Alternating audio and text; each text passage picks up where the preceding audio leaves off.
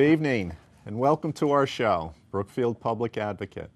I'm your host, Bruce Senig.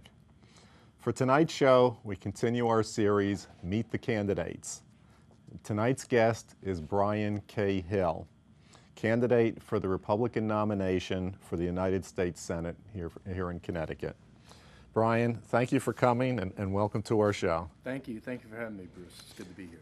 Please tell the audience a little bit about yourself. Well, I was born and raised in Windsor, Connecticut. I was a graduate of Southern Connecticut State University in New Haven, Connecticut. Graduated from Howard Law School after Southern. In my third year of law school, I joined the military. And after I graduated, I became an active duty Judge Advocate General Corps attorney, commonly known as JAG, with the United States Navy.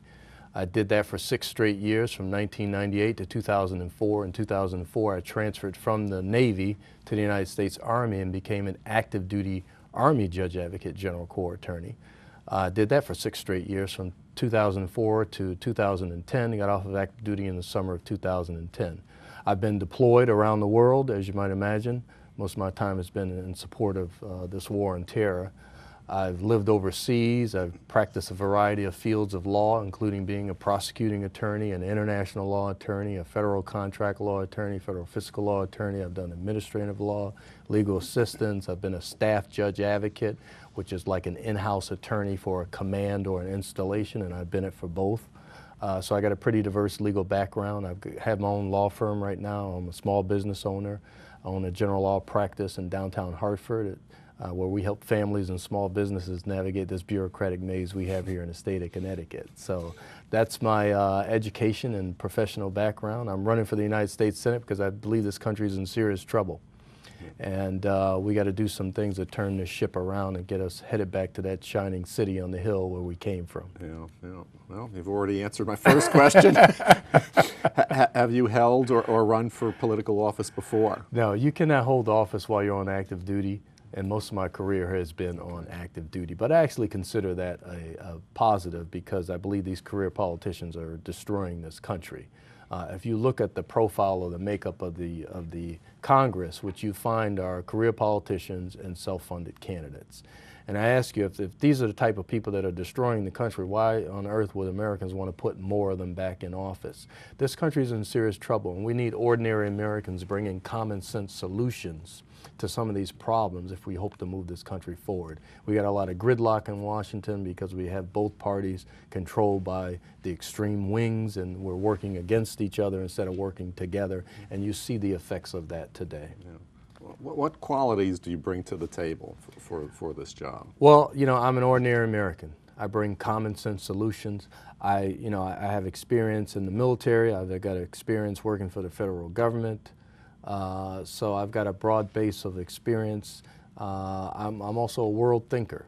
I think worldly. Like I said, I've lived overseas. I've traveled all around the world, even in my private capacity.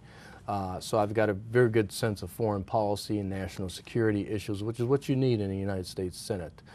We need to have people that understand the role of the United States and the role that we play in the world, and how to affect foreign policy and national security issues. Well, it sounds like you've already got one skill, those junkets. If you happen to serve in Washington, you're all set to go on some of those. But watch our dollars, please. Yeah.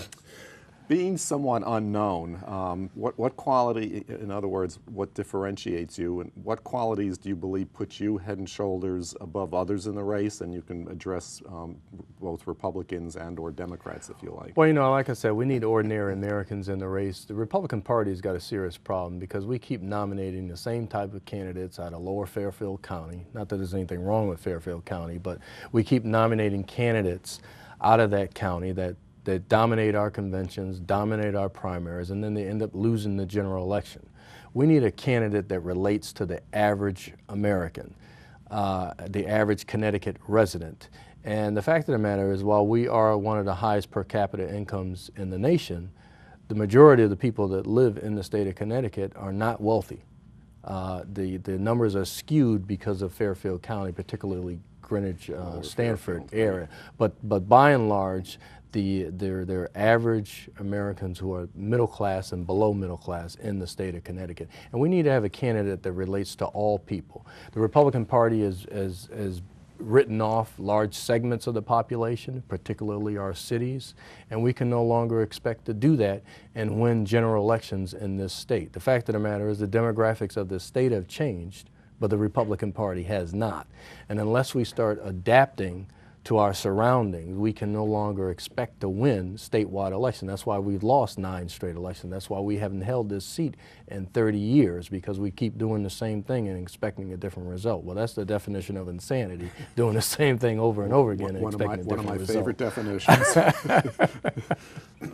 Brian, tell the folks a little bit about your philosophy for the office. Well, you know, you have to bring common sense solutions to things. And you have to be able to willing to work with the other party, to be able to cross the aisle and compromise. You don't compromise on your core values and principles, obviously, but you know, you need to choose your battles, and every battle is not worth fighting. And what we find today is that our politicians, our elected officials are playing political games to win favor with voters. And like you see with the student loan bill that just the GOP just voted down. Now the Democrats knew that was dead on arrival, and yet all they're trying to do is curry favor with those who have student loans, knowing full well that the bill was not going to be passed. Now, is a bill going to be passed? Is a compromise going to be made on the issue before the July deadline? Of course it will be, because neither of the parties wants to be blamed for raising the interest rates on student loans. So there will be a compromise at some point in time. But you see these political games being played all the time, and we don't have time for that anymore. This country is in serious trouble. We don't need people in office playing political games just to stay in power. We need people to address, we need our elected officials to address these serious issues that are facing this country. And so that's what I bring to the table. I'm a person that gets things done. I don't talk about it, I get it done. That's what military people, we get things done. Actions speak louder than words. Exactly. Okay. You know, you addressed a little bit, but with the extreme, in my lifetime, the extreme partisanship in Washington has just grown exponentially. I mean, I can remember back in the 70s when, you know, you could differ, you know, I guess the term is, you know, we can disagree without being disagreeable. Like, exactly. I keep hearing that term, Yes. but I don't see it in action. Again, actions speak louder than words. Yeah. With this extreme partisanship, you know, how would you be able to work with the other side of the aisle? Well, you know, we got to start electing people that understand this. And unfortunately, we keep electing candidates that are extremists in one way or another. So we can't continue along this path. You know, Lincoln said a house divided against itself cannot stand. Well, we are a divided house, and we have to get ordinary Americans in office who actually want to do something and address some of these fundamental problems that we have. We got a massive debt, $16 trillion. We're running up on average a $1.3, $1.4 trillion annual deficit. This is not sustainable, and we need to do something to address these issues. We got lots of problems in this country. Our infrastructure is deteriorating right before our eyes. Our roads, our bridges, water treatment, electrical grids. We don't have our manufacturing plants. We're not prepared for success because our infrastructure is deteriorating. So we have to rebuild our infrastructure. Our education system is in disarray, especially in our inner cities where you have kids in schools that look like prisons and prisons full of kids who should be in school. It's not a pretty sight. We have an entitlement mentality that is settling into our citizens, and by that, especially our youth, and by that I mean there's too many people out there who expect something for nothing. There's too many people out there expect others to do for them what they should be doing for themselves. There's too many people out there who have grown too comfortable living off the generosity and or sympathy of others. We've gone topsy-turvy in this country where success and independence is being penalized and failure and dependency is being rewarded. Now I ask you this, if everything is handed to you on a silver platter, what incentive do you have to succeed? And conversely, if the government's going to take half or more away from you when you do succeed, what is your incentive to succeed? So we're in a dilemma here, and we got to start getting some ordinary Americans in office to address some of these underlying issues, and that's what I bring to the table. Now, the show is only 28 minutes. There's plenty wrong in Washington, but what would you see as the three most important issues that Washington has to, and I mean has to, deal with today? Well, number one, we got to balance our budget. Okay, we can no longer afford to spend more than we're taking in. So that's the number one. You asked me what the number one issue is: the economy, the economy, the economy. We have to address this economy. That means getting our fiscal house in order, balancing our budget. We got to do something about our tax code. Our tax code is broken. I have a plan to fix that tax code. It's right on my website, www.briankhill.com.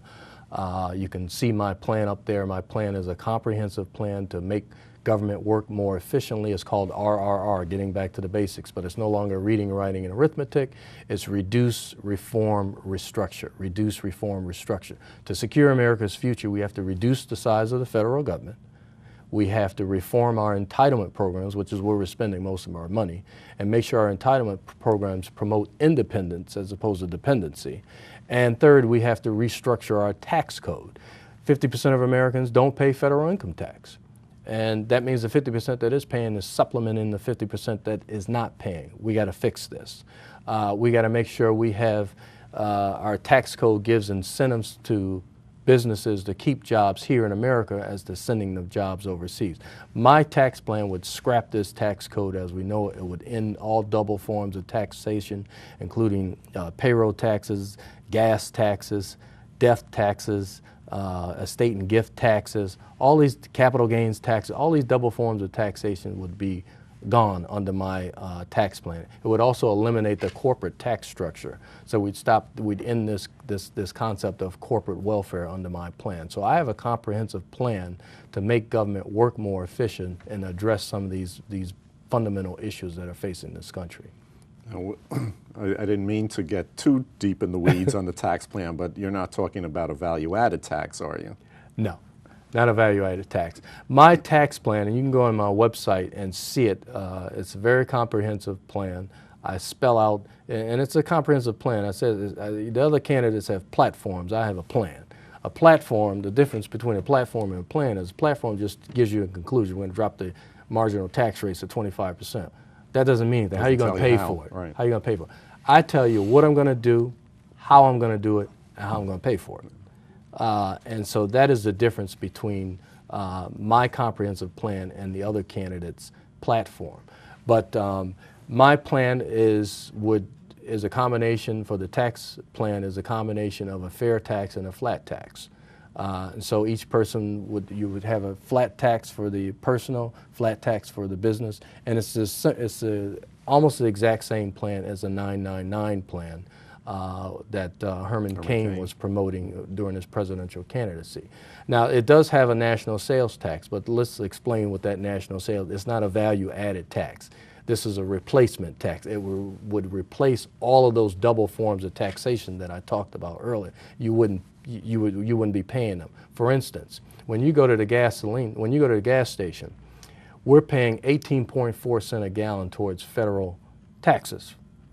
You don't see it at the pumps. It's not advertised. Right. That would go away under my tax plan. That national sales tax would not apply to used goods. So if you bought a used car, if you shop at a thrift store or an auction house like I do, and I unabashedly say that I do that, you would not pay taxes on used items. So it would only apply to certain things, but it's not an added tax, it's a replacement tax, and there's a big difference. Okay.